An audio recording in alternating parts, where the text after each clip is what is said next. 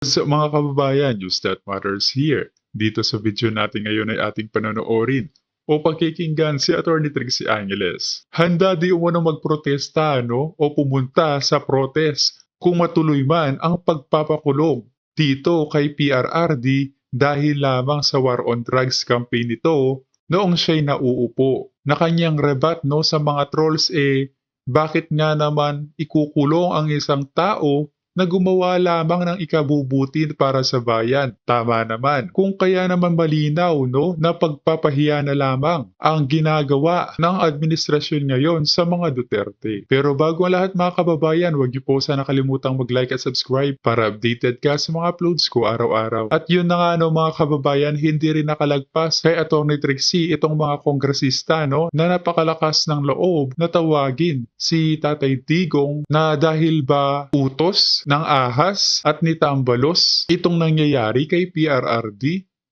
Grabe naman yun. Na kay Atty. Trixie natin maririnig ang kasagutan pagdating doon. Kung kaya naman hindi ko na patatagalin pa, heto na ang buong video. Sa pagsamon ng ating dating Pangulo, hindi maliwanag kung kailan ang naturang ang sinasabi nilang magiging hearing dito sa Committee on Human Rights. Thank you, kay Jello. Mayroong hearing, ano bang araw ngayon? Supposedly may hearing today, and therefore they're saying sometime the next hearing or sometime in some future hearing isasamon daw ang ating dating Pangulo. Now, yesterday diniscuss po natin ito at yung possible implications. What are they trying to do? Bakit nila sinasamon isang dating Pangulo?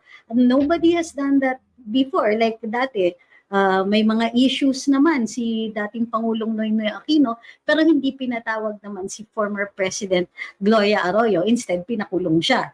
On the other hand, si Presidente Duterte naman, nung nabubuhay pa ang dating Pangulong si Pinoy, hindi naman po siya inimbestigahan.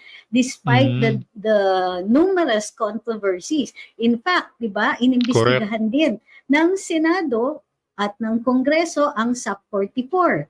Pero hindi pinatawag si dating Pangulong Noynoy Aquino despite the fact that he was integral dun sa mga pangyayari ng SAP 44 fiasco. Diba? May mga things that weren't even cleared up. Ano exactly ang role ng mga Amerikano doon dahil may mga namataan na mga diuniformadong mga Amerikano doon sa area. In fact, even up to now, yung mga SAF who were there pero were not part of the SAC 44, yung mga across the river from them, sinasabi may mga namataan na so-called US consultants in the area. So marami pang hindi naliliwanagan tungkol doon, and despite the investigations by the Senate and by the Congress before, wala pong patawag-patawag sa dating Pangulo. So in the last two administrations, hindi po nangyayari yun. Bakit itong administrasyon na ito pinapatawag si dating Pangulong Duterte? Ayun, mga kababayan, malinaw talaga na paninira lamang sa dating Pangulong Tatay Digong itong pagpapatawag sa kanya sa Kongreso. Siya na nga gumawa ng kabutihan sa aming mga kabataan na supilin ang mga adik sa kalsada nang hindi kami mahawaan, tapos ngayon siya pa ang naging masama. Grabe naman yan. Is it really that they want to learn something new? Because alam nila, this is a subject of a complaint before the ICC. So anong ibig sabihin nito? They could be fishing, okay? Coronation night, okay? They could be fishing for evidence that could be submitted to the ICC. They could be waiting for an opportunity to direct examine or cross-examine him or make him subject him to humiliating questions, right? They could subject him to well, not just humiliating questions, but put him in a position where he might have to answer questions or respond to questions that might incriminate him. So ayun po. In other words, there is no good thing that could come out of it. Maliban lang kung in fighting mood si former president and he comes out slugging after all of them. Pero he could be cited in contempt. Pwede rin nilang, they can attempt to do that, to cite him in contempt. And then, send out an arrest warrant just to humiliate him. Humiliate a Tama. former president. Now, Pahiyain. saan nakakahugot ng kapal ng mukha, ng ganitong klaseng lakas ng loob ang ating mga kongresista? Clearly, Correct. this is supported not just by the speaker, but Correct. also by the president himself. Because the president, if he wants to maintain good relations, at least politically, with the former president, then he could very easily talk to his cousin. Hindi naman ganyan kalakas ang loob ng mga kongresista kung hindi suportado yan ng nakatataas, no, Attorney Trixie. Supalpal sila doon. Tama ka doon. Sabihan niya, pinsan, medyo labo yata ito. Bakit mo naman pinapatawag yan? Okay. Just removing the mga walang kwentang thoughts. Alright. Thank you kay Sir Floy. At sino po ba? Kay License, thank you very much. Thank you kay user 832780021728886. Okay. If you're waiting for me, 1 hour pa to. Okay. Thank you then, sir.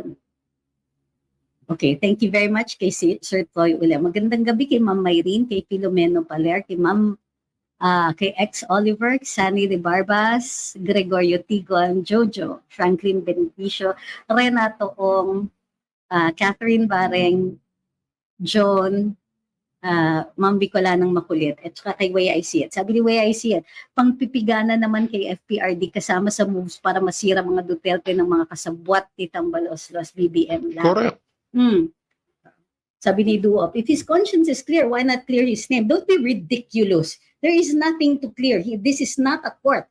Congress is not a court. They do not have any jurisdiction over his person to answer on any criminal offenses or even to establish probable cause.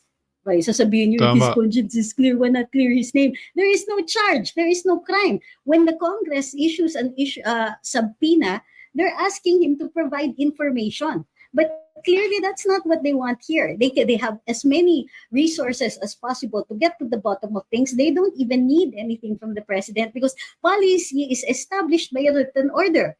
And if there is no written order, then there is no policy. So, tigil-tigilan nyo ako dun sa mga ninyo. You can't put one over us. The jurisdictions of the legislature and the executive are very clear. Uy, nako, bumenta na yung mga, kung wala naman siya masamang ginagawa, bakit hindi siya pumunta? Excuse me, he's not being called kung meron siya masamang ginawa o hindi. Tama. He's being called as a resource person and he doesn't need to be there. The information that Congress requires from him should be written. These are any policies of the president or the previous administration is all in writing. Otherwise, it wouldn't have any effect. So, aral-aralin nyo muna kung ano yung sinasabi ninyo bago kayo magsalita because you're embarrassing yourself. I mean, Ayan. Supalpal na naman ang mga trolls dito kaya Attorney Trixie, no? Tila'y mauuna ata magpoprotesta si Attorney Trixie kapag nangyaring ipapakulong si PRRD. Obviously, baka hindi na kayo bayaran ng mga 12 farms ninyo. Sabi ni Ma'am Marlene, ang puli ang kaso si Ahas ang nag-uutos. All the more that she has no power. Assuming na yung iniisip kong Ahas, yung Ahas na sinasabi ninyo. Si Ngayon, Ahas kung yun pala. yung iniisip, wala siyang power. That's precisely why the former president can say no. Bakit? O kung gusto nila, then cite him in contempt, send him to jail. Tignan natin kung sinong iiyak sa galit ng mga tao. Thank you, Tama. Kim Maloy. Sabi ni Spirit, he's a judge, he knows well. No, he's not a judge. He's a former president. He was a former prosecutor, but he was never a judge. Thank you uli kay Maloy. Sabi, thank you kay Sir Floyd, tsaka kay Jean Shop. Thank you very much. Pati kay Bing de Ocampo. Thank you very much din po. Sabi ni Spirit 1988, he stopped his cabinet too for Gordon hearing, which is something that Gloria Arroyo did. And in fact, that is subject, the Supreme Court has ruled on that. Sabi ng Korte Suprema, panahon pa ni GMA, that the President has the power to stop his alter egos, which are the secretaries, from attending congressional or Senate investigations because it is the same as summoning the president at the time. Mm. And because of the separation of powers, pwedeng hindi. He's not required, the cabinet secretaries are not required to attend any congressional or Senate investigations. Sabi ni Happy Fam, what I see, attorneys, they want Duterte out of Davao so they can do the siege and put Davao under their control. Just saying. But every so often naman, umaalis si former president sa Davao. Why don't they do it then? Ako, I don't think that's it. I don't think, unless they plan on putting him in jail. Para, para magkagulo na. Di ba? Papakulong ba naman? Di pwede yun. Sabi ni Jeff, Duterte's senatorial bid is a clear manifestation of their desire to stay in power. Darling, if it is subject to an election and a fair election, then their staying in power has the public's imprimatur. So, is that illegal? Wanting to run? No. Ang masama, yung nag-term extensions, yun yung masama. Kasi wala yun sa batas. Samantalang it is part of our rules. It's part of the laws to be able to run. Gawan ninyo ng batas na hindi sila pwedeng tumakbo. Yun, pwede kang magreklamo. Pero hanggang ngayon, wala pa rin yung enacting legislation ng anti-dynasty law. So, what? What do you want? Gawa kayo ng batas na hindi pwede ang former president. Pero otherwise, nagre-reklamo lang kayo because it is Duterte. And not because of any illegality or even unethical reasons. No? Bakit? Si Presidente BBM, naging senador, naging congressman, naging senador several times, tumakbo pa nga ng vice-presidente. Nagreklamo ba kayo noon when you said that his running for president is a desire to stay in power? Did you? Tigilan niyo ako sa mga ganyan. When it's Duterte, desire to stay in power. Pero how many times the Marcoses have occupied national positions, di kayo nagre-reklamo? Correct. Sabi ni Yasun, yung requirements to run for president, di nga nila maayos eh. I don't know about that, but it's in the Constitution eh. So if you're going to want to change the requirements to run for president, you're going to have to change the Constitution. Sabi ni Mac, uy, paano po yan? Pag hindi po umattend si tatay, baka gawin din po nila yung anong ginawa nila kay Pastol. And then let's see, magkahalo ang balat sa tinalupan. Do they really want to test how popular the former president is? Ako, I would be very willing to go and protest in front of the House of Representatives for if that should ever happen. Narinig yun mga kababayan, handa siyang magprotesta o pumunta sa protest once na may nangyari kay PRRD. Grabe naman suporta yan, Attorney Trixie, napakaangas. I don't know about you guys, but I will be there. Right. Correct. Sabi ni Jojo, parang gusto nilang gawin kay PRD ang ginawa ng senador kay Kibuloy. Of course they want to do that. Of course they want to humiliate him. Ang saya-saya nila ngayon. Malaki na kukuha nila. Ang dami nilang perks and privileges na namimigay sila ng mga ayuda-ayuda. Unprecedented in the history of the Philippines, that much being given out in a thinly veiled attempt at vote buying.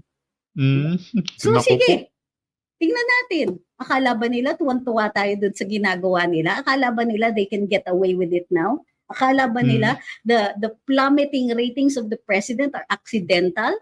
0128 Dave, thank you very much. Sabi ni Simple Female 11, antayin ko karba ng mga Marcos. Thank you kay Leslie May.